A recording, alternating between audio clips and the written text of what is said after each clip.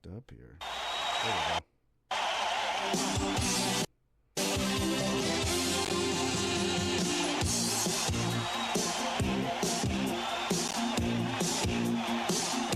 World Championship Wrestling, bringing you... Bam. And that's it. That's all I'm playing of it. I'm not going to play more than like 30 seconds. You probably didn't hear it because it was on the OBS system, but everyone else fucking heard it, and that's all that I care about. But, yeah, we're back, man. It's from Crockett to Chaos, and this is probably the most daunting one that definitely either of us have done so far. The fall of 1988, and I'm back with good old Jim. I mean, I feel like not only just because I get the numbers and I look at them, also just last week, I'll be honest, guys, I sucked by myself. I was horrible. I was like all over the place. It was a mess. So we got through the second episode, reached out to Jim. I was like, dude, you want to do like the fall? And you're like, yeah, of course. This is my thing. I love this. I'm like, oh, thank God. Thank God. You're the star of the show, Jim. How does that feel? You know, I listened to the last episode, even though I wasn't on it, and I really do feel like it was missing a lot of me. Yeah. So I'm really glad I could bring it back. I'm really glad I could bring it back for Q4. So. Oh, thank God. And really the most pivotal fucking episode too. The purchase happens here. The big moment. WCW doesn't really start, but it does start fucking changing, and it starts real quick with Arn and Tully leaving NWA and going to the WWF. If you go on Cage Match, they have a very distinct, it ends here. Yeah, the definitive thing. Like I said, I think, was it like November 28th or something? Is like the moment. I think it is something around there. Too many megapixels. Yeah, dude. Yeah, guys, I know. Thankfully, I edited it out, so you're not going to hear it. But, you know, audio issues. It's late November, early December, and then they switch it from JCP to WCW. Yep, and this was very interesting to me. I forgot about this one.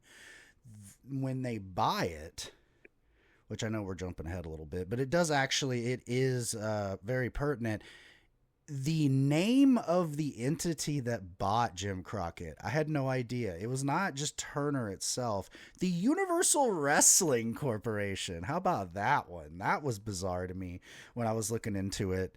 Yeah, it's bizarre that they just like made a little entity. It's like the TKO thing, you know? It's like kind of always been a thing, maybe, these umbrella corporations and stuff. I'm sure it was tax reasons, but yeah, that was weird to me. I was like, Universal Wrestling Corporation? I'd never have heard that. I'd never seen anything about that.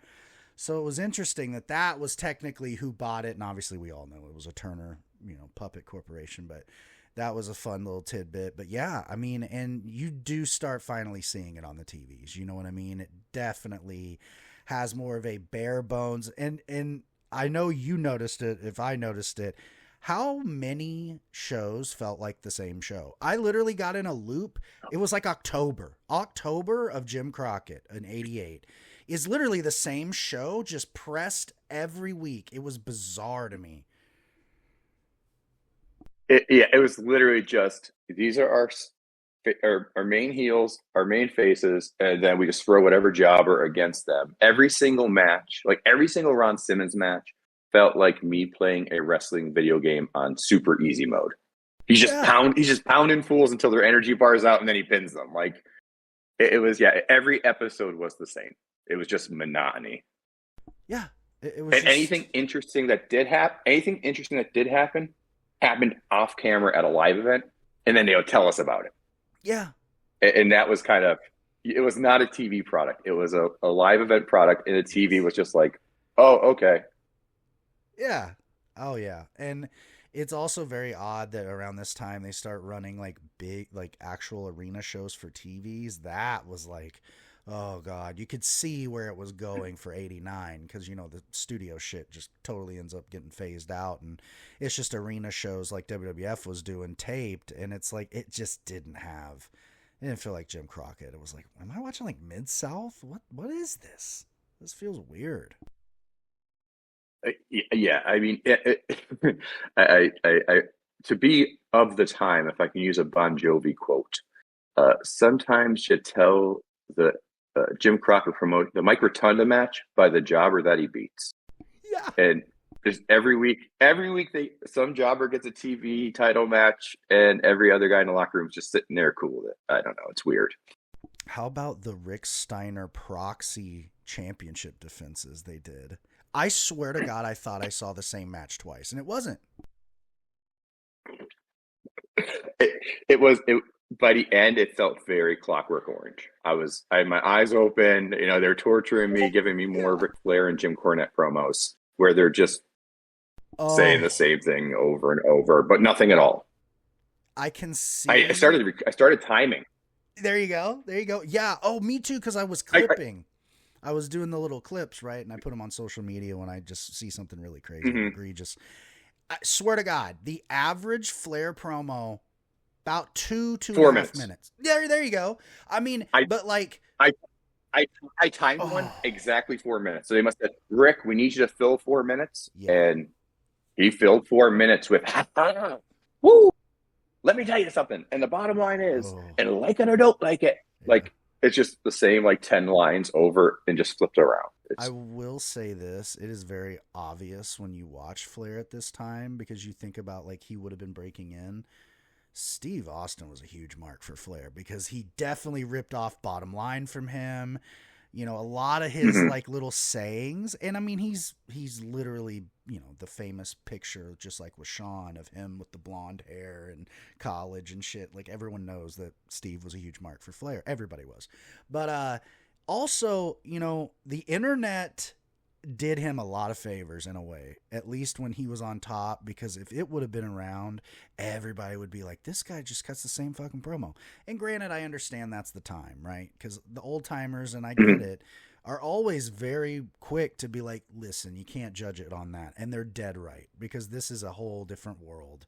The Western Union ad I had on one of the shows just really shows you it was a very small planet back then in terms of media and reach.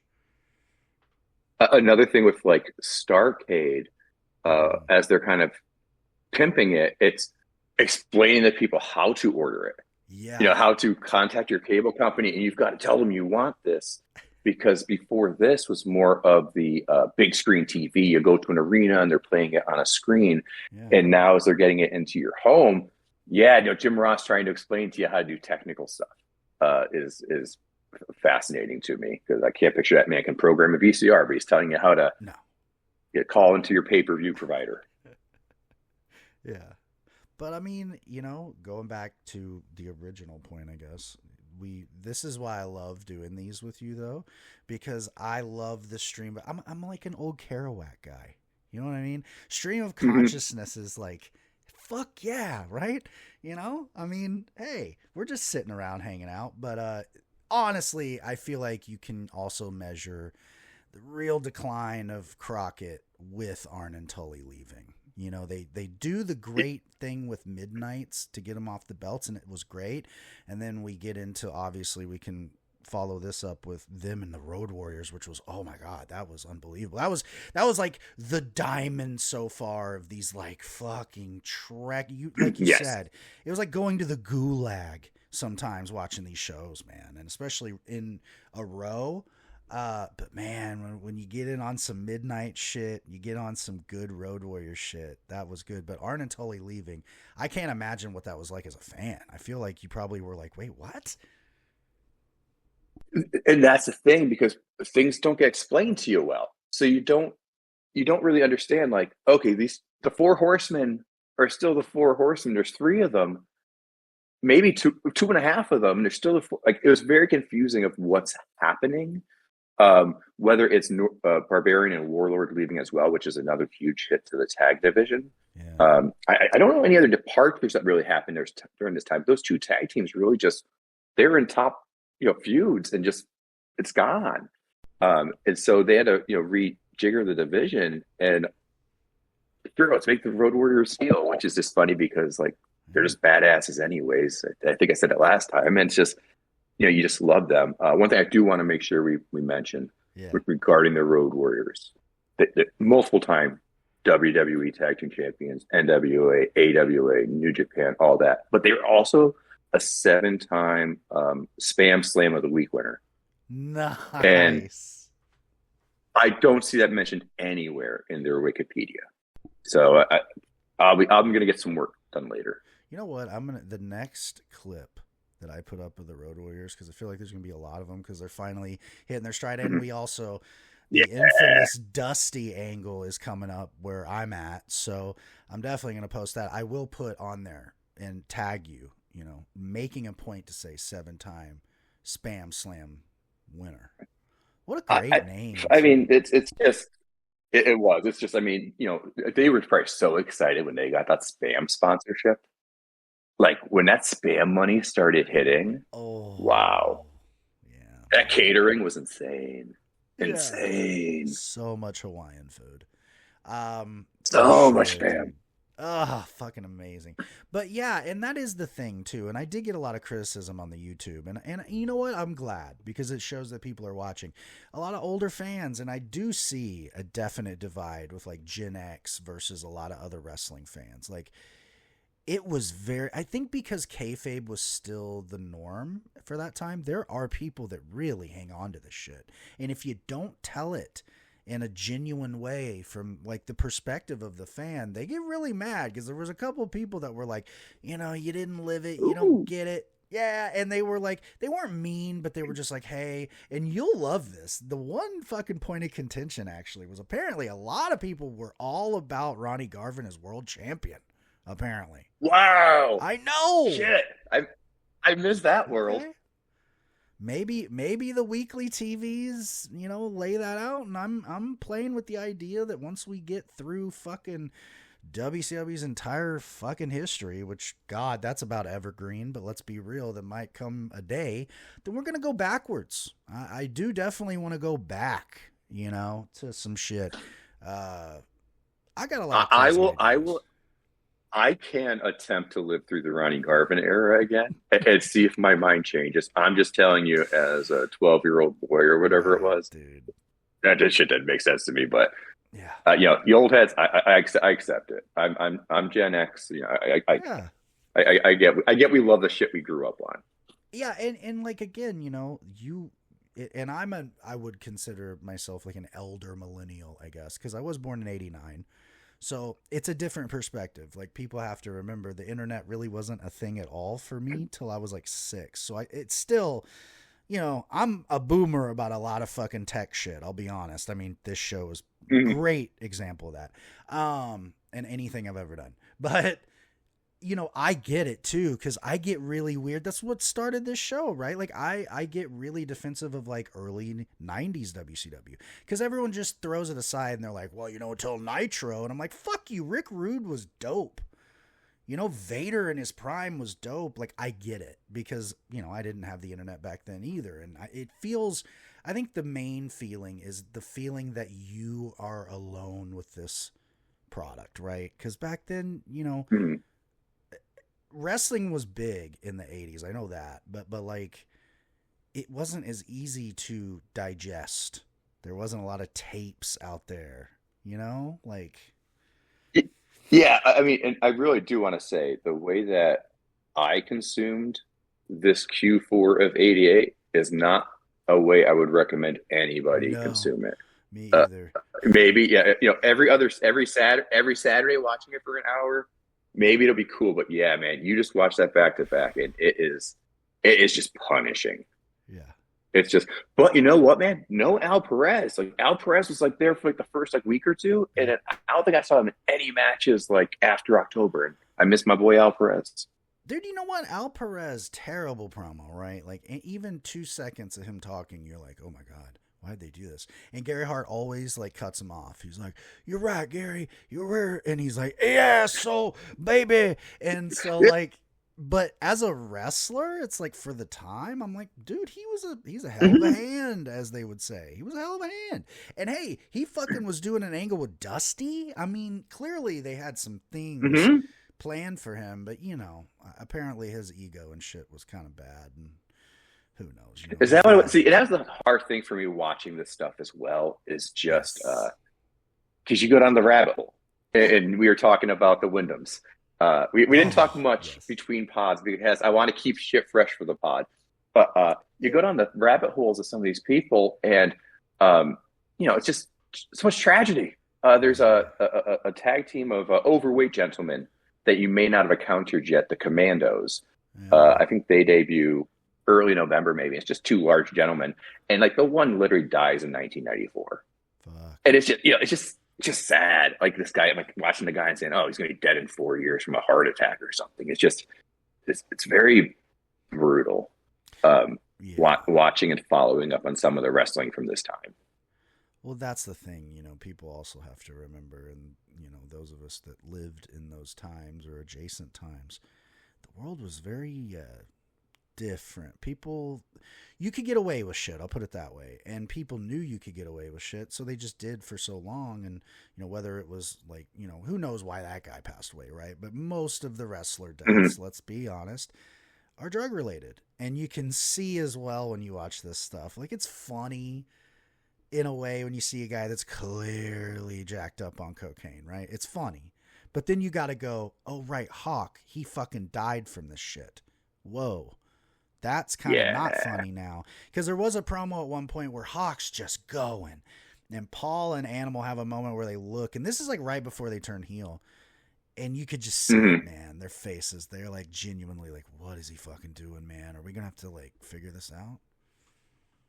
When Ron Simmons was doing his drugs promo, was he talking to the kids or the locker room? That was another one I wanted to go to. Boy, you could tell Dusty was like, all right, baby, you're an All-American. You're wonderful. And, hey, let's be real, baby, you're black. So here's what we're going to have to do. You're going to have to go out there, and he was just the most white meat baby face I think that has ever fucking existed. Like, and by the way, don't fucking do coke, man. Like, it was amazing. He would just kill everyone, and you're going, okay, he's clearly on Dianabol. And then he's just like, don't be doing drugs. Fucking amazing. And there's one promo. I swear to God, the Jim Cornette stuff, I just couldn't after a while. But there's one promo where Jim Cornette comes out, and he's carrying a brown paper bag, and he's like, oh, I got your delivery or something like that. And I'm like, this is absolutely a drug reference. And they're popping the guys in the back. And I think it's literally like one or two scenes later where it's Ron Simmons saying, kids don't do drugs. Yeah. And it's like, go talk to hot stuff Eddie Gilbert. Ooh, go talk to Hawk. Like, yeah. Well, that's I don't want to jump too far ahead. But yeah.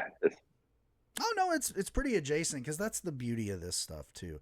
Like I said, man, a lot of this shit is it's all the same. I mean, literally from September to early November, really not a lot goes down, man. Not a lot at all. I mean, didn't you love too? And I know we talked about this. Like, there's gonna be a U.S. tag title tourney. What? And they're like, it's gonna start like in November. You just can tell, like, very clear. That one was a very clear tell that, like, yeah, we're selling. We don't know what's gonna happen in November. I messaged you and I'm like, so when does this start? Is it at house shows? And then even as I got the Starrcade and they were having like the finals, I'm like, wait, like where the hell did all the in betweens happen? Like they gave no updates on anything. Dude. It was, but again, that tag team division. They probably had 6 top teams and 2 left, and so it just throws. It's it's the Fantastics and all right, Eddie and Ron, you're a team now, and. Trying to kind of figure that stuff out. So it's, I think the year ends at a decent spot where the varsity club gets the U.S. titles, and then you got the Road Warriors, right? And so I think they maneuvered it kind of okay. I think to get to a good end spot, but the in between's just very boring. It really is, man. I feel like once Bam Bam got there, things picked up because. I feel like, and I don't know if this is exactly chronology, but it's like Bam Bam comes in, then Eddie Gilbert comes in, they start to use Ron Simmons. It starts feeling fresher. It's like, oh, okay, there's other guys. And then how about this one when they bring in Abdullah? I was like, ooh, a territory's dying when they pull the Abdullah card. once Abdullah showed up, because Bam Bam's interesting. You were talking before about kind of like Tully and Arn leaving and kind of what's your reaction. And as a young wrestling fan, there are some people that were very confusing. Bam Bam was very confusing. Sid, the Road Warriors, Abdullah, because they just hopped everywhere. Like they'd be somewhere for like 2 months and then be somewhere else, it seemed. And so, there was kind of like those nomads of wrestling. And they were just so confusing because you didn't know how long they were going to be here for. They just showed up like a ball of lightning and then usually were gone really quickly. That monster of the month. Bruiser Brody was kind of the same way. And Abdullah showing up though got me excited because I'm like, he is something different. He's violence, and that's just stuff we're not getting on this show. Everything is just so milk. It's so 2% milk. And it goes into a theory. There is a big theory, and maybe this was probably, early 2000s internet theory, but I do remember when I first got into this stuff on the old YouTube when it was the Wild West and like every TV show ever was on YouTube for free. God, I wish. But I remember getting into like the forums, and talking to people, and there were a lot of people who were like, oh no, like those last days of Dusty booking, he was just throwing the most violent, mean shit. Like they were literally like, that's why Abdullah comes in. That's why they start doing weird blood shit. Like they do the genius angle with the original Midnights against Midnights where they bust Cornette open. And like they weren't doing that a lot. This is very Mid-South style, which I love. But, sanitized Jim Crockett TVs, that doesn't happen. And there's a big belief that Dusty literally just tanked it. He was like, all right, well, you're going to fucking force me out with this deal, because there's a whole lot of conversation about, Flair vying for power. He didn't like Dusty. He kind of made the world title a secondary thing, which I think is ridiculous because how many promos about the world championship were there in every single week? I mean, my God, like everyone's talking about Flair. So I don't get that. And I kind of respect Dusty for that. It's like, good. Yeah. Fucking tank it. I mean, fuck it. If you're getting forced out, you might as well just do your shit. I think I said it last time. It's, there's the money people and the creative people, and all you can control is what he puts on the screen. He can't necessarily control, people who are leaving or the money situation or whatever, but he can control what's on the screen. And I feel like one thing I want to say here is I feel like Jim Crockett Promotions was very much more about tell than show, a storyteller relationship, show don't tell. And they were very like Magnum TA's talk show, like he was very much telling us how to feel, and it was just so weird to me. And I feel like they did that with the Midnight Express too, because they turned them face, but they didn't give us a reason why they were face. We didn't like Jim Cornette in a Midnight Express. So when Paulie Dangerously shows up with a new Midnight Express and attacks them, it's kind of like, well, I didn't like those guys anyways. Like they're not faces now. All this, like Jim Cornette didn't become a lovable face. He was still loud and obnoxious. And my dad asked, why does he scream all the time? Literally, I heard my dad saying that as I was watching. Like, why does he have to scream all the time? But they like I said, they kind of just said, no, Midnight Expresses are faces now, and we were just like, okay, like this dude who we've hated forever, who carries around a tennis racket, like now I'm supposed to cheer him because you told me so. Like they just didn't do a lot of work on screen and ended up again either just telling us events after the fact or just telling us how to feel about something. And it just doesn't work, man. No, it doesn't. Yeah, there's a lot of force feeding. I mean, it's like what we just said too about like the Ron Simmons shit. They're literally spoon feeding you how to act, how to be, how to think, and that really kind of is indicative of the change of culture at that time too. Just overall, you had the big Reagan into Bush stuff, right? Like it's the moral right era. So it doesn't surprise me that Dusty USA. Oh. How many matches? USA. How about that bizarre Fantastics like anti-immigration promo where he was like, "We gotta make the right decision Tuesday, and we're flying this flag, sheep herders." And I'm thinking, hold on, Australia is not our enemy here. What the fuck? The fucking Fantastics again. Yeah, no, the Oh USA god. USA stuff, and I swear to God, they went so hard with the Koloff face turn.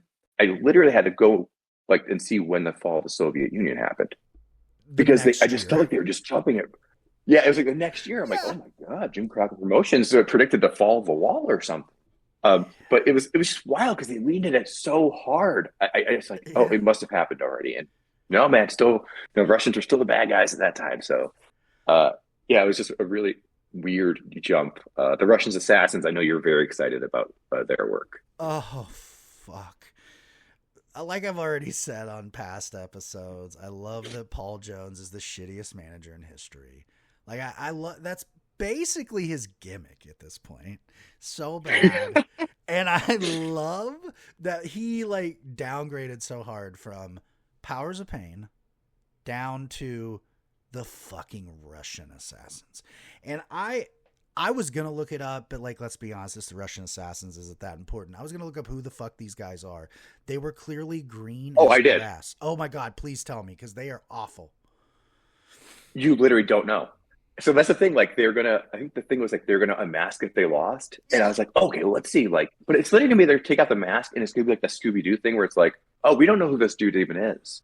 Right. Like just it'll just be some white dude who looks like everybody else on the roster. Like it wouldn't have been that big of a deal. Yeah.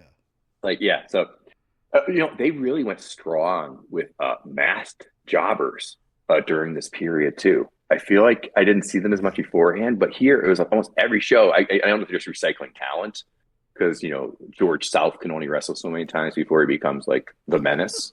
But the masked wrestlers, there was like just a lot of them I noticed. And I think last one thing I'd mentioned or I noted for myself to start with was just that, especially with these matches, and we're talking about them being monotonous. And they say there's three people in the ring telling a story, but in WCW, only one person was important. The jobbers, they were all interchangeable. I know like Craig Thompson or Curtis Thompson is the jacked guy, and Yeah. then there's like the Italian Stallion and Brett Steinborn, the amazing mullet, but they didn't have personalities. They just looked different. Right. Where in like AEW, we have Pretty Peter, we got Serpentico, we've got like these people who like Oh yeah. we can kind of build a relationship with, but all these jobbers are just again just easy mode opponents in a wrestling game getting their asses beat down, and that's just not very exciting. And I feel like it's one of the reasons I probably turned away from it at some point, back in Really. the day, was because every week was just like, what am I watching? It's the same fucking thing. Oh, for sure. Yeah. And there's parts of that. I'm glad though that for me there's enough on the bone right now. Like I will say this Mm-hmm. about 88, man. There were so many classic angles that you don't realize were all in one year. We had the really good like straight jacket chair shot thing with the Midnights and Fantastics. We have of course the Dusty Road Warriors angle, which like literally basically got him fired. Like it has historical and also Mm-hmm. physical angle factors. And then, of course, like I said, the original Midnights thing, their intro, unbelievable. And it's sad because you look at it and you're like, creatively, they really are. That's where I don't think Dusty was the problem. I think the problem with Dusty was he just refused to get off TV. I think had he not been a character and not shoehorned himself into every fucking angle, it wouldn't be so bad. Okay. So when you get to the December 10th episode, Yeah. on that episode, I believe will be Dustin Rhodes' debut. Oh, yeah. But on the 12/10 episode, they give out the PWI Bill Apter Awards. Sting wins Rookie of the Year. Uh-huh. It might be like the Grammys, and the Best New Artist can be like 5 years old. I was going But to Sting say, wins Rookie of the Year. Sting wins Rookie of the Year, and Dusty accepts on his behalf because Sting is training. wow. Yep. I'm like, what? What? Why? Yeah. Don't give me this Sting is training shit. Like he's there every fucking week, fighting Mike Smith. He could, give a damn speech for his award, but they have Dusty giving the award. So it's the weirdest thing. Oh, it's so fucking weird, man. I mean, and it's just so dusty, and it's like, I get he's a legend, and he is. And there were a few promos, honestly, that every now and then Dusty had hit a promo, and you're like, God, This dude is fucking the best at this, probably. He Dusty kept me entertained at least. Like Yeah. he also speaks in nonsense, but his nonsense was Right. at least interesting and going to a conclusion. My favorite. Other people who I liked during this time on the Yeah. mic. I like JJ. JJ was really good. He kind of just he had his point and really drove to it. Didn't really shoot everybody else down, but wasn't just rambling for 5 minutes. He was very strong, and also, gosh, I forget. There was somebody else who I was like, I'll actually stop. Rick Steiner was like just such a Yes. highlight of this period. Still, like I said it last time, the only humor in the show. Yeah. And I really found myself, for most matches, they'd get into Steve Williams versus Randy Hogan, and I would fast forward it to about the end, Yeah. and then listen to what the person was saying. But when Rick Steiner was on the screen of the Varsity Club, I watched because he was always doing something fun at the ring, and it's just interesting that they didn't lean into humor at all. Just Rick Steiner, and it was like, and Jim Cornette and his roast humor. But I watched some WWE highlights kind of from this period just for a compare and contrast. It's just so different. Oh, It definitely is the wrestling versus the sports entertainment of it because they were entertaining at least. Yeah, I think this is around the time the Red Rooster debuted. So there you go. Yes, it is. He was at Survivor Series with the not- blue blazer. Oh, poor Owen, man. Fuck. You see the blue. Like I watched a Survivor Series, and Yeah. seeing Blue Blazer in that match was more athletic than anything I saw during these 3 months. Oh, I know, man. It's crazy. It's weird. Like NWA had the better workers in the traditional sense, but the better athletes. I mean, honestly, I'd give it to WWF. You had Brett, you had Owen, you had fucking Macho, you had. I mean, at one point, let's be real. I mean, they had Ricky Steamboat at one point. At this point, I don't believe so. I think he's already gone, and he will be coming into WCW sometime in the shortly, gotta be shortly. Yeah, probably after Christmas. So thank God we'll have that. We'll have those fucking Flair Steamboat matches soon. Thank God. But yeah, it's weird. Like, you just see the standard was different. And like you're saying, it was so ahead of its time, maybe, that I don't think people really understood. Like, this guy's flying everywhere. I don't get it. I think it kind of was like jarring to a WWF fan. As kids, we loved the Blue Blazer. And the thing was, he was just a comic. He was there for like 6 months a year and then gone. Yeah. And so that was like a weird thing where he showed up like, holy, this is so, he's doing all these flippy things. And then he just like was gone. And again, it's that thing where they just disappear and you go, what the heck? What happened? And that's where you have to track down a wrestling magazine or something because no internet existed to tell you that. So that's like Sabu and WCW for me. I was like, oh my God, I love this. I hadn't seen ECW yet. I had no idea what it was. This guy shows up. He's putting people through tables. I'm like, oh my God. And the Sheik's insane. I'm like, it's the fucking old school wrestling pool, right? Like, God, not only is this guy legit, but he's crazy and he's doing all these moves. And then literally within, I think it was 2 weeks, he's gone. And I'm like, what's Sabu doing? And then thank God. Yeah, exactly. You got me so excited for nothing. Thanks. Appreciate that. A lot of that here. Because, like, I'll be honest, like, Arn and Tully were like a nice anchor for a lot of it. You know what I mean? At least you knew you'd see, yeah, it's a job match, but they were the best at, like, let's make this at least a 10-minute fucking match. You know what I mean? Let's give these guys something a little bit. It wasn't so much just a meat grinder. Now we're into... The Road Warriors have the belts. They're literally just sawing through people. I watched a fucking episode where they just killed Sting. And I'm like, fuck, he took that fucking doomsday device right on the back of his head. And I'm like, dude, today he'd be out for 2 months with a concussion. You know he got one, right? Just like, fuck. Did they like get a decent explanation for the Road Warriors change? Like, no. It didn't feel like it. Oh, no, they did. There was a promo right after they won the tag titles, and Animal's big reveal was, Okay. Oh, well, every top guy around here is asking us for help. But what about our help? And I'm thinking, what? Why would you need Yeah, so help? it was a reason, but not a good one. Yeah, It yeah. was Your, terrible. your biggest guy's here. Sure. I'll carry your bags, I guess. I don't know. What am I gonna do for you, Hawk? Fuck, man. I was just like, what? And then Hawk again just went into like, his ultimate warrior fucking gibberish. And I was just like, all right, well, there we go. Yeah, I mean, I feel like really for this period of time, like the Road Warriors heel turn is kind of like the big thing that Yeah. many other things kind of revolve around.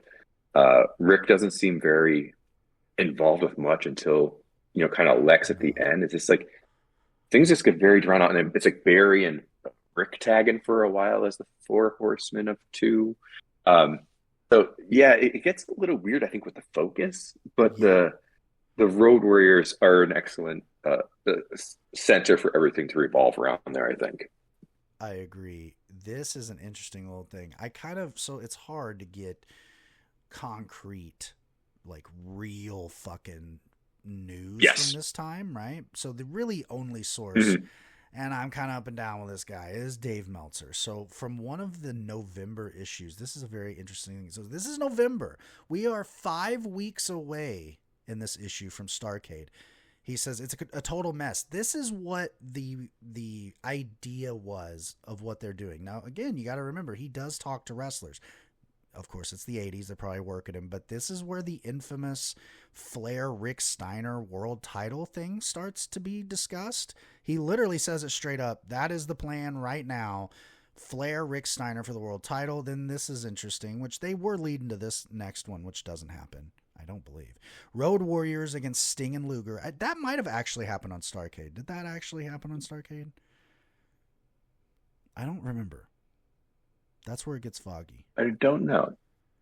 But either way, so that at least makes sense. Dusty and Yeah. Barry Windham for the U.S. title was supposed to happen again. Now we know it was Barry and Bam Bam. Thank God.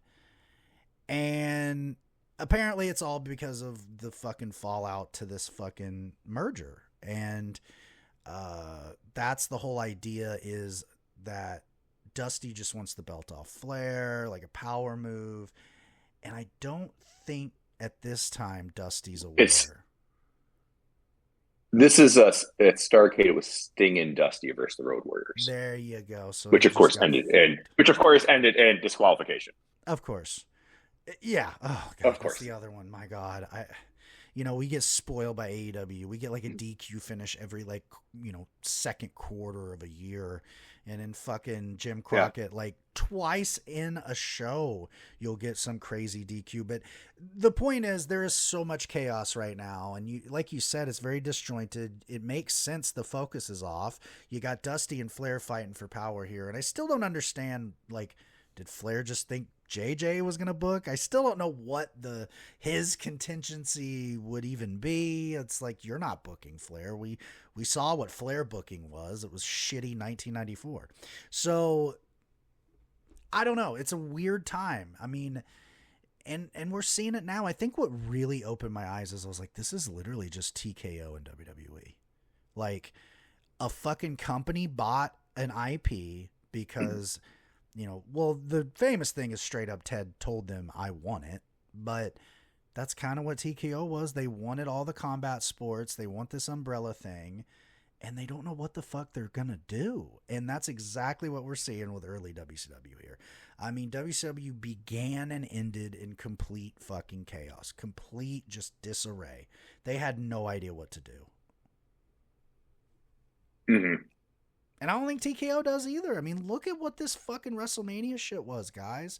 I mean, listen, I don't watch it every week, whatever. I know a lot of people don't even want to talk about it. I think it's important to. It's important to bring up how bad it really is and how this is the direct result of not listening to your fan base. And I think you see that with this Crockett shit too. Like, Dusty was worried about Dusty. He was too concerned with his own interests and fucking other people over that he didn't like. And it's a shame because there was a lot of good shit here. And I think there's a lot of good shit in WWE, a lot of great talent. But what are you going to do when fucking Pat McAfee's wrestling the former world champion? Like, come on, John Ayers. You know what? Yeah. Okay. Cool. Yes. And if we could just touch on, I want to touch on the celeb fucking that always happens in Oh, wrestling. So we of course have Big John Ayers, which I was very excited for. I know you got offended when I questioned your John Ayers knowledge because you said you're a 49ers fan, and of course you guys have a vigil in your house to John Ayers, Big yes. John Ayers. My apologies. So yeah, I decided I'm of the '80s. I have no clue who John Ayers is. Yeah. They introduced him, and this is where this is why you have to do the Wikipedia checks because wrestling lies so much, and they'll just tell you. I mean, Ric Flair at one point says, "Everybody knows wrestlers make the most money out of every professional athlete." And I'm like, the bottom line is, so Big John Ayers did a check. He played about 10 years. Yep. He made one All-Pro team. He was a second team All-Pro at one point. Yeah. So apparently, one first team All-Pro in 10 years makes you one of the greatest players of all time. Yeah. Everybody knows this. So I went to his Wikipedia page because I said, "Oh, geez, he's going to be the special guest referee." So I'm sure this made his Wikipedia. I will now read to you John Ayers' wrestling Wikipedia entry. John Ayers also served as a figurehead for president. John Ayers also served as a figurehead president of Bill Watts UWF. Wow. That's all his wrestling and his Wikipedia. So that's how important he was in the history of wrestling. I said he looks like a CPA. He looks like your local Plymouth dealer. And he also looks like your prom date's dad who'd let you know he has a gun. Yes. That's my John Ayers. Yes. He would be at home in the modern Republican Party with that look. Oh my God. If John Ayers is still alive, I know who he voted for. Oh, he's not alive. That motherfucker's brain was already Swiss cheese, brother. Oof. But goodbye, John. Oh, also every diving headbutt. Oh, dude, I know. I'm like, don't. Kills me a little bit inside. And Bam Bam would just never aim. Like at one point he hits a guy in the abdomen, he fucks it up so bad. And Jim Ross, being the greatest of all time, was like, he didn't get all that, but I think he got enough. And I was like, yeah, I don't think so. I think he's on another planet. He might have hit his left nut or something. Yeah, he hit his left nut sack. I wanted he left his nut sack there, Tony. Okay, I have a question for you. So, watching obviously this. Barry Windham and Mike Rotunda. Do you know what makes them unique among this roster? They are brother-in-laws. They are brother-in-laws, but you know what else makes them unique amongst this roster? No, and now I'm intrigued. They are the only wrestlers on this roster at this point to appear in a WrestleMania. Ooh. They both wrestled at WrestleMania 1 and lost their titles. Yeah, the U.S. Express. And I just thought that was interesting that because they kept talking about Barry Windham. Oh, he's been wrestling for 5 years and rookie and all this. And then, obviously going to the Wikipedia and I'm like, oh shit, he was at WrestleMania. Oh, and yeah. then I looked and they were the only people from this roster who were at a WrestleMania previously, which I thought was kind of interesting because it wasn't a lot of the other way traffic, people were leaving Jim Crockett to go to WWE. You didn't get a lot coming the other way. No. So I just thought that was interesting. That is super interesting. One other comment I just want to make about the Varsity Club too is they really, they just look like a group that doesn't belong together. Oh. And what I mean is, you get Mike Rotunda, and we'll even get rid of Rick Steiner's there. We'll get rid of him, and now we'll make it Steve Williams. And Kevin Sullivan still showed up like the goth football player. Like he still showed up like he shops at Hot Topic, and everybody else is shopping at Champs. Like it was always just like this little. Even sometimes like everybody else is in their varsity gear, and he'd be like in his Prince of Darkness robe. Yes. And I don't know. I loved it. Like I just love that he just doesn't seem like he quite belongs in the group, but he's the leader of the group, so he is in the group. Like it's just that was really interesting. And sorry, and just one other thing I want to mention real fast. Watching Barry Windham, Randy Orton is very, very Windham. Oh man, yes. If next time you watch it, you'll see it and go, oh wow, he really is. I'm really interested to know if Randy Orton really liked Barry Windham as a kid because they just seem very alike. And Barry Windham's also very Ric Flair, so it's all derivative, I guess. I'll say this about Barry Windham. I mean, we're talking about highlights of this time, and there's not a lot of them. Barry is always a highlight. Even I don't give a fuck. He's another one, classic example. even his job matches were just good. Like, he could just take a guy and be like, let's have a good match, man. Let's have a good 5-minute deal here. I'll cut a pretty good promo. You know, like, Barry wasn't really good at promos right here, but like, he ends up being pretty good, I think. I think early 90s, Barry's like, that's the pinnacle of Barry Windham to me. But it's also sort of a bummer. I think for a newer guy, he did really well. Yeah. Oh, yeah, man. But he had JJ. So JJ was smart about giving him the lines that worked for him. It's kind of tragic to see this run in a weird way because, you know, like, he just ends up jumping to WWF. He has the whole counterfeit scandal with his dad. They, like, have this bizarre, like, he avoids jail, but they go. It's like this weird thing in 89, 90. And, like, he's the Widowmaker, and it sucks. And he just ends up being nothing there. And then he just shows back up in WCW, and it's like this. That's when this is like the end of Barry's, like, innocence phase for me in a weird way. You know what I mean? Like, this is like his come up, his true come up. And I feel like, you know, this Barry Windham Sting feud should have been something really good. Like, I think the matches that they did have were really good, but it just never went anywhere. You know, it just sort of fizzled. It's very odd to me. You know, honestly, their Clash 3 match, I found it underwhelming. That one was very. I mean, I literally wrote it here. I'm like, underwhelming, and you know, I mean, they're both newer, and it just, yeah, except just, I'm like, I expected more from that match, but but yeah, I agree with you. Windham, you know, he started putting his hair back in the ponytail. Like, he kind of, it feels like almost as Tully and Arn left, he really did kind of take a step up. Even though he was the U.S. champion before, he was always kind of fourth down the line. But I feel like he did rise to the challenge here. And after seeing the things about the Windhams, I checked like a shoot interview with him where he's talking about that counterfeiting. He said he was in WWE, and he said, if I wasn't on the road, I probably would have been arrested with my family or charged with my family and not be here right now. So like, it's I mean, just, it's wrestlers being wrestlers, right? Fucking crazy, man. Cocaine, counterfeit bills. I mean, they got everything going on. Yeah. Oh, yeah. And it's just sad, you know, because like you said, I think Barry and Randy Orton is a beautiful comparison. You know, he really was that guy that you just can see. It's like, and I think, in fact, there's moments where they're like, he's going to be the wrestler of the 90s. I think JR was big on that near the end of the 80s. Yeah. He started throwing that around, or, you know, at one point, Ron Simmons is going to be a rising star, which he was right about. But it's like anyone with football credentials got the rub from JR, which is so great, you know.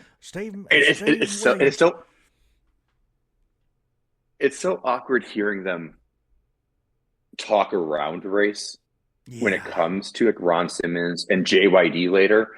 Like they talk around it in a way where it's like I'm sorry, like when Jay talks about a woman wrestling, like he was like, "Oh, I feel a little weird about this." That was actually just one also really weird thing was I decided to watch the show after Starrcade, and the very first match is a women's tag. Whoa! After no women exist except for as valets. All of a sudden, the next show after Starrcade starts with women's tag. It's so odd to me. And then JR's talking about studying their tapes, and I'm like, oh God, buddy, don't study their tapes. I don't want you studying tapes. Fuck no, please no.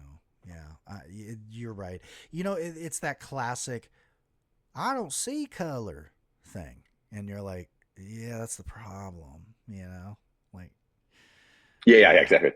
Yeah, that was definitely. I don't care if you're purple. I don't care if you're purple. Yeah. Or polka dot. People aren't purple or polka dot. We just want you to be cool with the races that actually exist. Thanks, bro. Yeah, come on, man. Let me see. So kind of for me, I wrote down kind of like just things that I thought were good during this period. Because they're not a lot. I thought the rise of Rick Steiner and Ron Simmons were really well done to position them by the end to be stars. Like Rick Steiner is, everybody else has met Rick Steiner in a different part of his career. This is how I was introduced to Rick Steiner. That's so in my head, this is who he is. Like this guy who's not mentally there, and like that's just who he is to me. And y'all have a different viewpoint of him from later in life. So it's just one of those things for me. I think the good stuff was Bam Bam showing up. He showed up like a comet. Yeah. Because he showed up and they're immediately like, he's going for the U.S. title. Like they just went immediately for that, which is cool. The sheep herders, they were awesome. They were one of those teams that you'd see in the wrestling magazines with the bloody barbed wire matches from CWA and all these other places. And so them showing up was a really cool thing. It doesn't seem like they last very long before they then move to the WWE and become a comedy act, which is the exact opposite of what they were, which is great. But the sheep herders being there, like that was awesome. That was a cool reboot, cool addition to the tag division. When you get to the end of this period, Kendall and Dustin show up, which is interesting too, because Dusty and Barry were fighting at the time, were feuding. Yeah. So it's kind of interesting to have them as a tag team. And then Hot Stuff Eddie Gilbert shows up. And I think he does two cool things, I think. One is he hooks up with Ron Simmons, who he worked with in Florida. And the other is he shows up kind of claiming Rick Steiner and saying, Kevin Sullivan, you stole Rick Steiner from me. And so they're kind of weaving some story in there of giving us a reason to care and why these characters interacting is important. So those were some of the things that I looked at as good things. And then for me, I put down JJ and Paulie. I think they were both just really good on the mic, always entertaining. I didn't reach for the remote much when they were on. And I was reaching for the remote a bit when others were speaking, whether to turn down the volume or to fast forward, So those are kind of some of my more favorite things from this period. I agree. And it's amazing. You see Paul E come in and, there's a lot of criticism for him and valid criticism, but God, there's just something about like baby-faced fucking childlike looking Paul E just coming in. He kills Jim Cornette first thing. So you're immediately like, this guy is like mean Jim Cornette. Like he'll actually fight you. And they call him on the phone. Yeah, that was a cool thing too. Calling on the phone. We have time to talk on the phone, Tony. Tell him I'll talk to him later.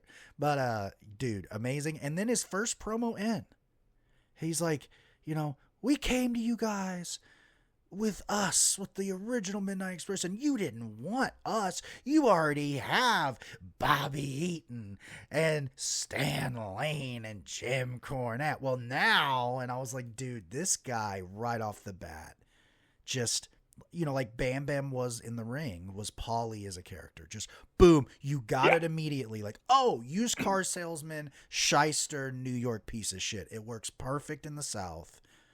Amazing. Like if Paul E had the not original Midnight Express, if he was managing Stan and Bobby, like that would have been my dream. Because I'm like, I didn't like the original Midnight Express. They seem like two guys in their 50s, Yeah. And so I'm like, you're not the original Midnight Express, you're the ancient Midnight Express. And so if they had switched, but Paul E was just such a force. And like I said, they didn't give us a reason to cheer for Jim Cornette. He was still an obnoxious asshole. And so it's like, so Paul E shows up and says, I'm going to knock this guy out. It's kind of like, cool. Like, yeah. You have a phone. That's cool. You have a phone. That's cooler than a tennis racket. Jeez. Oh, that's the other one. They just couldn't understand the cell phone. They were like, well, I guess it's connected to something. I don't. And I was like, good Lord. Fucking 88. I believe it's magic. Well, I don't know. I think it's witchcraft. No. I mean, they are definitely the canaries in the coal mine here.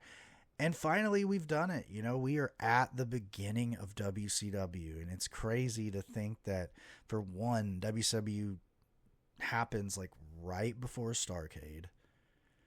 In like a weird year. Like, I think it's one of the most important things in the history of wrestling that never gets talked about. I think that's why this intrigued me.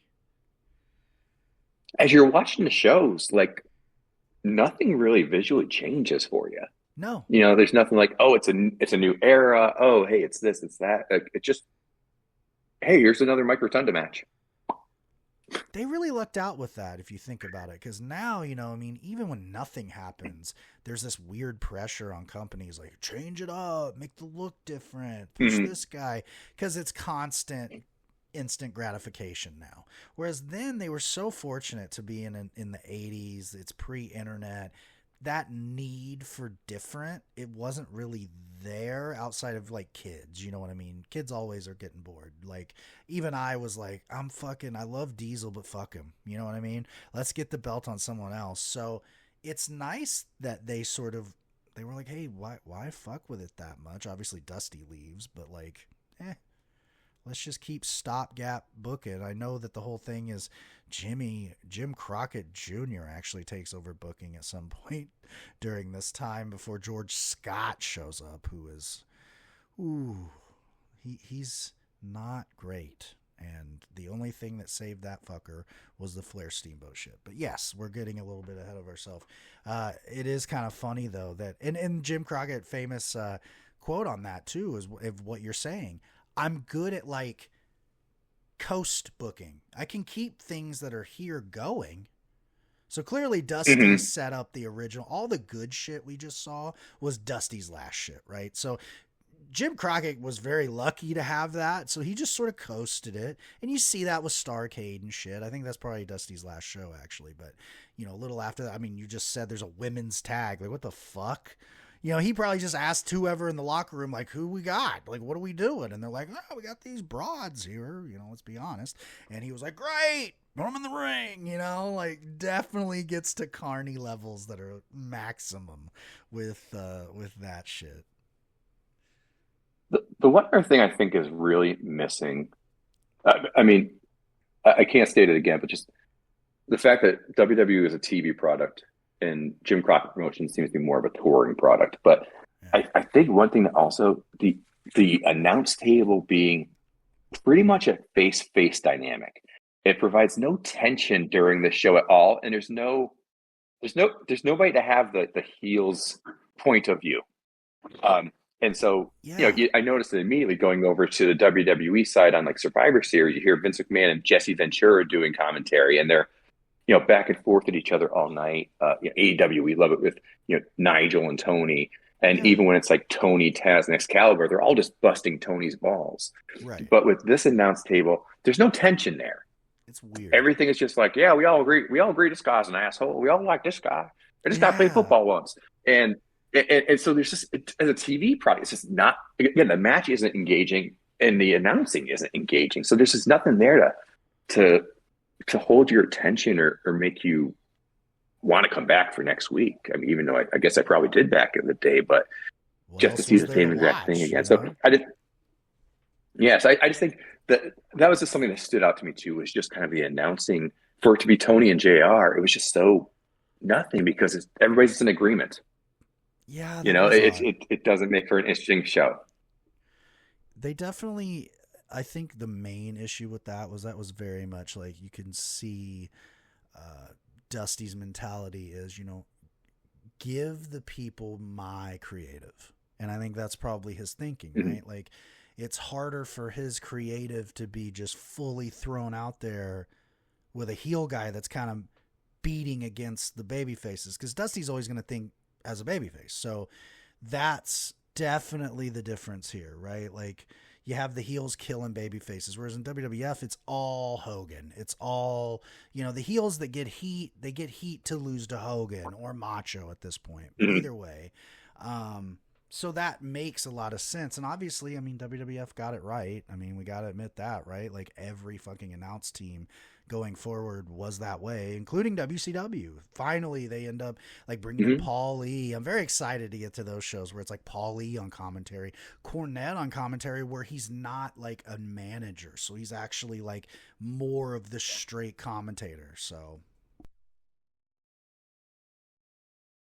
Yes, you get a volume control on his mic is all I need. He found out his volume can go to a 12. I know. It's nuts. It's nuts that we just talked for an hour about this shit. I was worried that we weren't going to go anywhere with it. One other thing I thought was interesting too was the studio audience. It had such a high. I want to use the proper term here. Had a very high seasoned woman profile.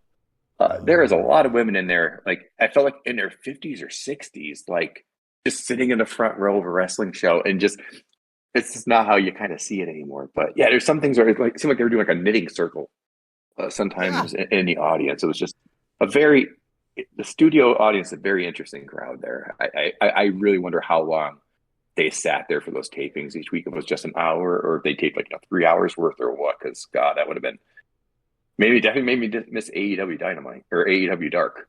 Yeah. Well, and that was like the dying days of the wrestling grandma, I think. The business started going Mm-hmm. younger in the 90s, and They, so that was a they brought huge their they brought part. their baking pins. Yeah, that was a huge part of Yeah, they brought their wrestling. rolling pins in there. God. Yeah, it's just fun. It's fun, and we know the Southern ladies and ones who kind of like really get into it, and it's real to them. But yeah, it was they're very interesting crowds at times. Oh man, yeah. And like even the fucking studio audience would just boo Dusty. That was some of my favorite shit too. And he finally had to just address it. That was interesting because you never saw a babyface like crack like that. And that was probably the only Mhm. time too that I really did see where like, oh yeah, no, things are not going well for Dusty. Like he's kind of unhinged here, just like yelling at this woman like, my mama said get a good look again. Oh Lord. And I was like, bro, you couldn't do that anymore. Even that subtlety would be like, really? Like, fuck this guy. Did not like Yeah, criticism, clearly. mean, he's less cringy than Cody. Oh yeah. I'll give him that much. But yeah, Dustin seems like kind of like the most mellow version of that family that we can get. But yeah, it's cool seeing. Like I said, I think it was Dustin's first appearance. It was the first one I saw, so I think so. that was cool to see in that December show. Yeah, it's interesting, man. He comes in, Dusty leaves, and then of course he leaves with Dusty, which is interesting as well. Eventually, but yeah, man, I think we knocked this thing out because I definitely wanted to get We into did, I Starcade as like a singular show. If you would be willing to do that, sure we do that. yeah, I also wanted to do a quick. I know we got some people listening to this who haven't watched yeah, Jim Crockett Promotions in WCW, and so I know we have a lot of sickos, AEW fans, and fuck so I yeah, wanted to give kind of a little bit of a cheat sheet for who's like who. Okay, this is so perfect. here are some of my equations I have. Okay, so the Road Warriors recommended if you like the Hurt Syndicate. Yes, Also recommended if you like the Outrunners, yeah, because the Outrunners talk just like them, and the Hurt Syndicate hurts just like them. So they're kind of a combo of those two teams. Mentioned last time, Magnum TA is Hangman. yeah. Um, get me on this one, Troubles. Rick Steiner is Beast Mortos. I agree, Now 100%. imagine this. Imagine this. LFI. They keep picking on Beast Mortos, and the fans are rising up for Beast Mortos to finally have enough and lose his shit. Like when that happens, remember this. Yeah, but Steiner, Beast Mortos, Bam Bam's Brody, Yeah, uh, Dusty is both Cody and Hangman.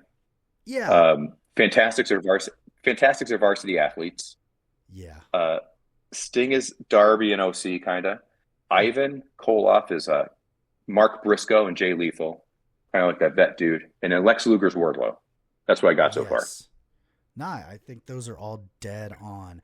And then like Barry Windham, this is kind of a weird one, but I think it tracks. Kind of like Kyle Fletcher. You know what I Oh mean? yeah, I can see that. Yeah, Great yeah. It's like the wrestler. evolutionary. Got the manager, so he doesn't really have to talk as much, but he is good at it. You know what I mean? Like Fletcher gets Hmm. intense on promos every now and then. He'll kind of like throw some out, but not a lot. So yeah, that's perfect cheat sheet for all you people.